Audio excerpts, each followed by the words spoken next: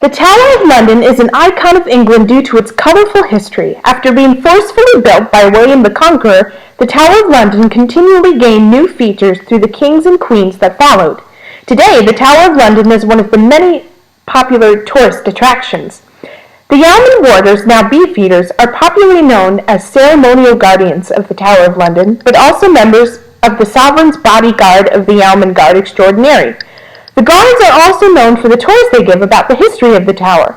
While taking the tour guided by a beefeater, stories are told about the tower's past, such as the home of Martin the Bear. Martin the Bear lived in Martin's Tower with other exotic animals that were also kept in the tower, such as monkeys. The beefeater also tells of famous prisoners such as John Balliol, King of Scots, who was imprisoned in the Salt Tower from 1296 to 1299 after being forced to surrender his kingdom to Edward I of England.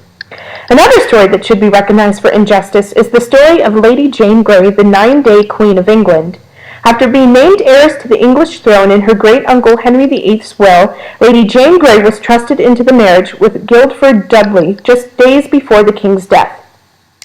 The reasoning behind the king choosing Lady Jane rather than his daughter was because his daughter Mary I, also known as Bloody Mary, was extensively Catholic, and he did not want the monarch to go back to the Roman Catholic Church. Jane, a blood relative, was extensively Protestant, just like himself. Although Jane was only 15 at the time, she was known to impress her tutors with her intelligence.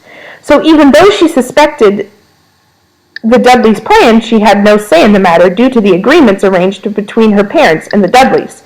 This made her awareness of the plot undoubtedly a great strain rather than ignorance. The people around Jane manipulated her and convinced her that she was in fact the queen. She was still weary about the entire situation, especially when they presented her with the crown. She didn't present the public with a motivational speech. Immediately, Guildford gradually began to take control. During this time, England was very hesitant and in wait to see if Mary would step in. After escaping Guildford's army, Mary eventually became next in line to the throne. Mary never intended to execute Jane, but after several attempts to convert the child to Catholicism and the lack of control and respect Mary would get from rebelling citizens, Mary would unwillingly move forward with the execution in order to gain obedience from her subjects, thus making Jane, the innocent child, sentenced to execution. Jane was executed quickly and quietly in a private execution following her husband. After her execution, as she lay in a bed of hay, headless for at least 4 hours awaiting permission to be buried at St. Peter ad Vincula Church, located within the wall of the Tower of London. The reason for permission, the church was now Catholic, and Jane was not.